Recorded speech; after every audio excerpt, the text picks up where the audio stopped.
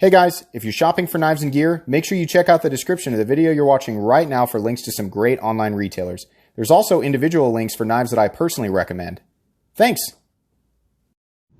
What's going on YouTube? Metal Complex here, and today I've got another interesting knife review slash knife overview to share with you guys. This is the WE and Ferrum Forge Minax. This is a knife that had caught my eye on the coming soon page on Blade HQ for a while, and thanks to the Apex Pass Around group and WE who sent this to us, I'm able to look at it today. So thank you very much. This knife will be listed right down in the description. It does come in multiple variants, so I will link this knife. It is definitely available right now. I will also link WE knives in general for anybody interested in taking a look at what else they have available. Thank you so much to my generous patrons for supporting me right now. If you'd like to get your hands on some cool stickers and some other exclusive benefits, I do of course have a link right down in the description. Your support means the world to me. I just realized that I'm basically creating, like, I've got kind of a Power Ranger thing going on here. Please follow me on Instagram at metal_complex. All right, let's go ahead and get a measurement of this guy. Overall length of the WE Ferrum Forge Minax coming in at about 8 inches. We got about 8 inches overall. Maybe just shy of 8 inches, 7.8 inches overall. Blade length coming in at 3.4 inches, and your cutting edge is coming in at about 3 inches on the dot, maybe just a hair less than that, 2.9 inches, because of that classic Ferrum Forge forward choil. How about some size comparisons up against the Ontario Rat Model 1? The Rat 1 is coming in at 8.6 inches overall. So you can see there it's pretty medium size, full size knife, but about a medium large size knife overall. How about up against the Spyderco PM2? Spyderco PM2 coming in at 8.3 inches overall. How about up against the Benchmade Griptilian, or in this case the Ritter Hogue? Ritter Hogue coming in at 8 inches overall, just a hair longer. How about up against the Spyderco Para 3? Spyderco Para 3 coming in at 7.25 inches overall. And last but not least, the Benchmade Mini Griptilian. Mini Grip coming in at 6.75 inches overall. All right, look, before we get started here, I didn't notice this right off the bat until somebody pointed it out to me, but this has a very suggestive appearance. Once you see it, it's hard to unsee it, but just so everybody knows, I'm aware of it. I mean, it's one of those things that's kind of funny, and at the same time, it's an ergonomic shape, and the handle, it's just, the shape of the handle is what it is, and then it is emphasized by where they decided to mill certain lines, right? Oh boy. So yeah, for the rest of the review, I'm going to do my best to not stumble around certain things that I normally say about knives that sort of connect with the visuals here, but all of the puns are going to be made in everybody's heads anyway, so here we go. I'm going to go ahead and start off by talking about the action here. The action is really, really good. It is very nearly fall shut. It feels like every time, yeah, in fact, in certain, you know, if I get it started, it pretty much is fall shut. And it's almost completely and totally frictionless. That is really, really nice. I think the heaviness of the blade out here, you know, we've got a little tiny bit of a recurve, and it curves into this large belly, but we've got a lot of material out here, and that makes the blade a little bit nose heavy, and that assists, you know, when the blade is falling back down into the handle. But on top of that, we also have a really nice flipper tab. Ferrum Forge generally does a good job with that. Jimping's in the right place. It's knocked down on the edges. Really, really nice. Nice detent. Easy to disengage. No double clutch. Just a really nice experience all the way around. And yeah, you can access that little slot there to do the reverse flick. And you can also kind of, it's a little bit harder, but you can definitely do it with your thumb that way. So yeah, the action's great. I got no problems with that whatsoever. Let's go ahead and do a hardware check. We'll get out my tools here. I've got some inexpensive options, and I've got some expensive options. You can find all this stuff right down in my description. Let's go ahead and do, I believe the pivot is a T8. Let's give it a shot. And T8. And also, because it's a WE knife, T8, T8, T8. Everything is T8. Perfect. Thank you. It's very, very simple. You don't have to change the bit between the pivot and the handle screws. You know, anything smaller than T8, I really don't like it. So that's just fantastic. I am so happy about that. I can't tell you. I mean, like, anybody who's going to take this apart, it just makes it infinitely easy. I mean, like, not infinitely, but the little tiny things like that really make it easy to take apart. So I really appreciate that. That's something that I'm really going to emphasize here, and We generally does a great job there. Let's go ahead and do, let's go ahead and do weight and carry profile here. So we'll measure the blade stock thickness first to go ahead and get that out of the way. I want to say that it's a fairly thick blade stock, probably something like 155 to 160 thousandths. Yeah, 157 thousandths is what I'm getting here. So it's thicker than your, you know, I mean, if we're going to call 135 to 140 about medium, it's definitely thicker than that. But we're not talking about Medford thickness here, so there's really not much, you know, I can't fault it too much for that. It's about the same thickness as an XM18, and because of the geometry of the blade, it really ends up being pretty good. We'll talk about that too. The inside of this is, you can pick up my flashlight down in the description as well. I don't think it's milled. Yeah, unmilled titanium, but we do have a lot of milling on the outside. I mean, if they left all of these areas full thickness titanium, it certainly would weigh more. So let's go ahead and, weigh it. Then we'll talk about carry profile here. So weight on the Minax coming at right about what I expected, 4.66 ounces. That's going to be over the mark for some people. If you're used to carrying knives like the Bug Out and Para 3 lightweight, this probably isn't going to be your thing. But if you're used to carrying knives like me, I like to carry full-size knives with a little bit of solidity and heft to them.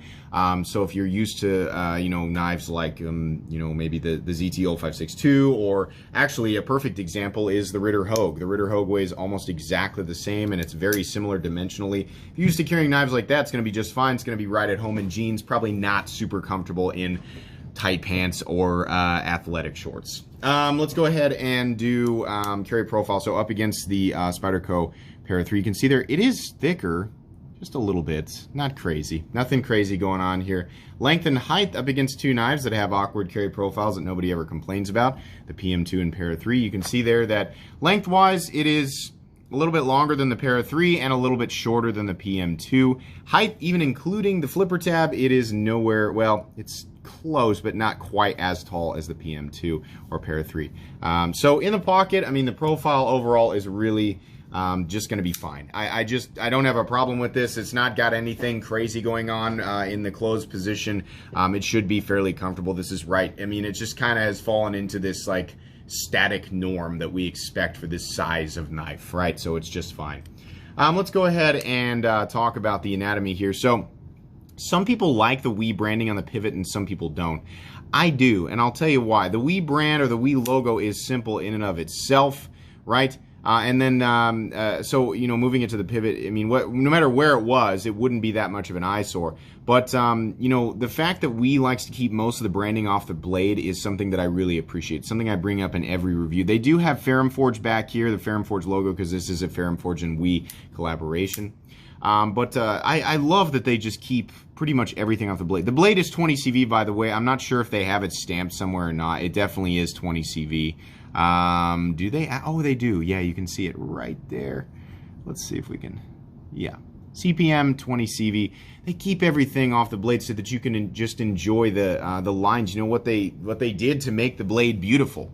You get to enjoy that without having a logo somewhere. So that's really cool. That's why I appreciate that they put it on the pivot. I can understand companies wanting to put their branding somewhere on the knife. And because the We design is simple, it doesn't look bad on the pivot. Some people say that it does, but I think most people are just not going to be bothered by it. So I just really appreciate that. I think that's nice. This one has this sort of antiqued bronze look to it, where it's black underneath, but the ridges here have been anodized bronze, and then they fade in or they shade into the black behind it. And this color combo is awesome. This is definitely the color combo that I would pick up. They've got other ones, more, you know, simple monochromatic ones. I really like this. I also really like the bevels and things. It really makes those peaks pop. And I like the milling lines. You know, despite it being unfortunate, the spots that they put them in. They really do look nice, you know, and the angles look awesome. And I really love this frag texture pattern that's on the inside here. This is not aggressive. It's just really nice to the touch. They've got these angles that drop in towards the inlay. You can see exactly how much excess machining went into this. There's a lot here, and it really looks good. Fit and finish, as per usual, is excellent all the way around. There's nothing out of place. I really like the matte finish on the hardware as well. They do that a lot, and it really especially looks good on this particular color combination. And then in contrast with the blade, which is what I always refer to as working finish, it's kind of a dark, sort of acidy, tumbling.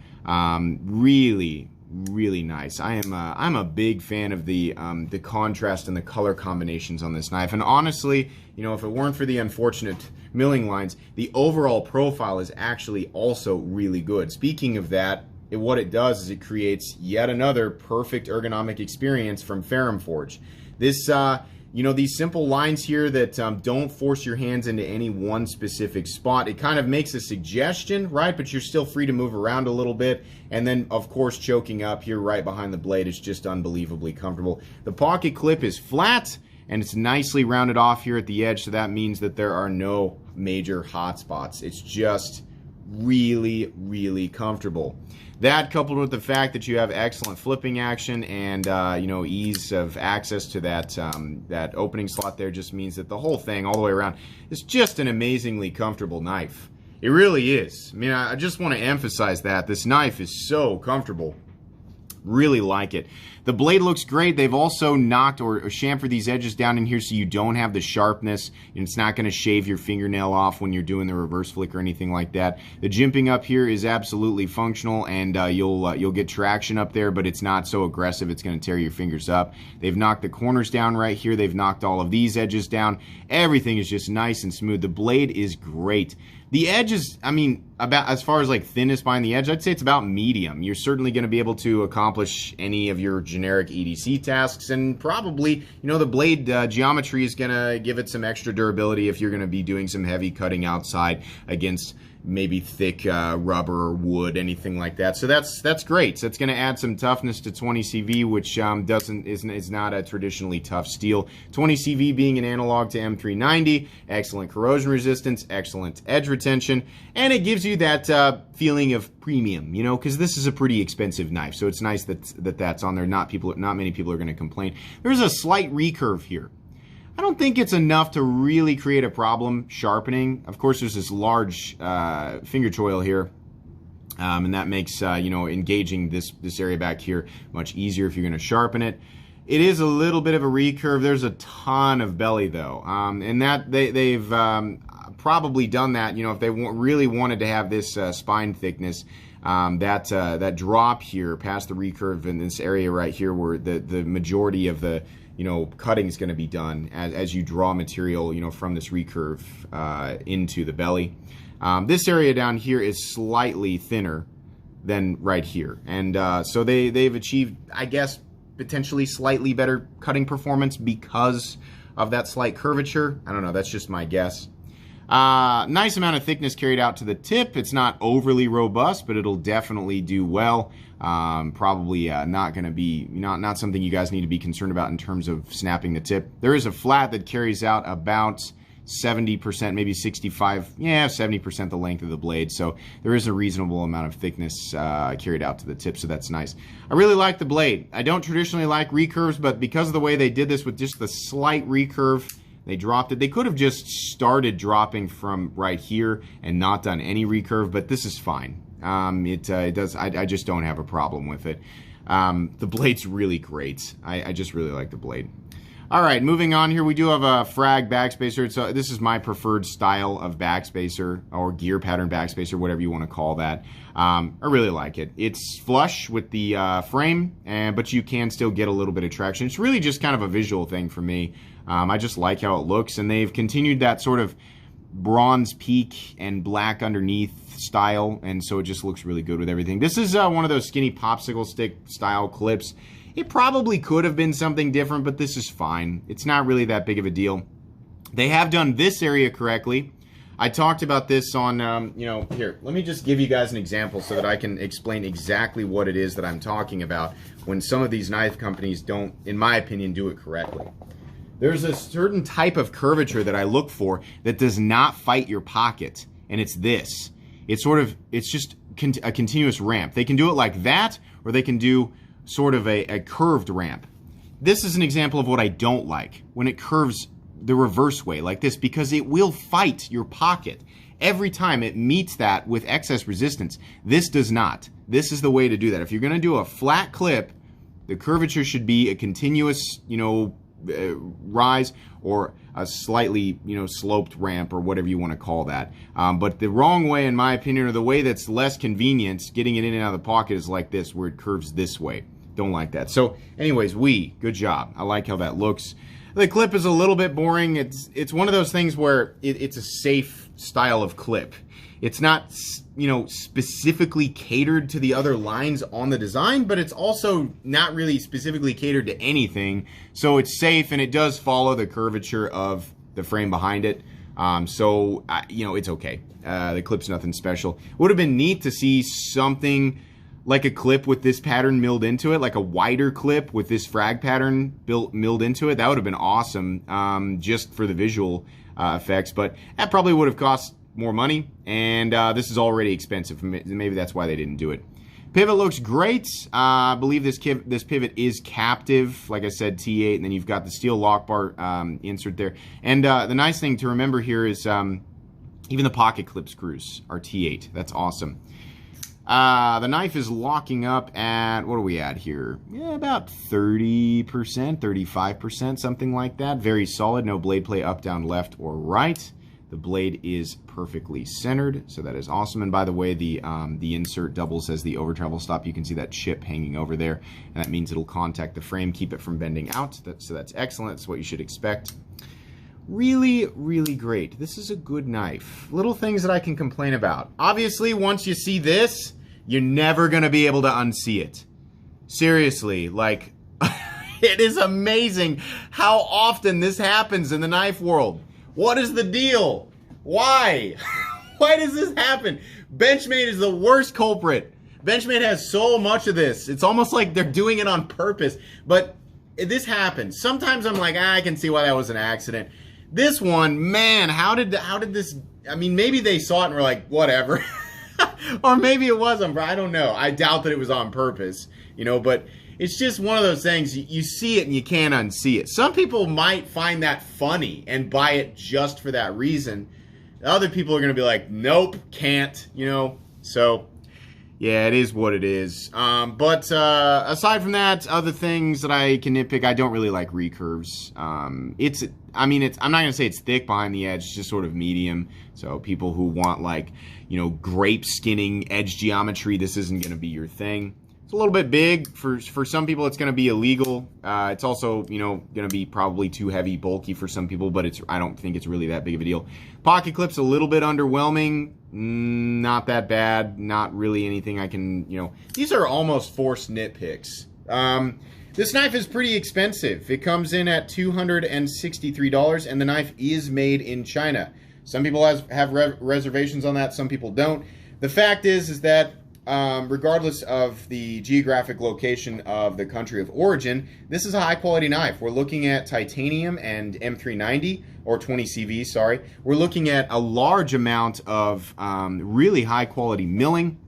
We're looking at excellent tolerances, and we're looking at a really nice contrast, you know, some finish work that's really, really nice too. There's a lot of extra that went in here. Yeah, it's just titanium and 20 CV, and you can get those same materials in knives that cost less, but probably not this level of aesthetic work and machine work. And also on top of that, I mean, this is really, really great action. It's really solid. It's not fall shut as in like it's just gravity doing the work. I mean, whatever, you know, whatever the tolerances of the internal pivot system is whatever, it's just gravity. I've handled a lot of, like, for example, people always wonder, like, Tucson has fall shut action.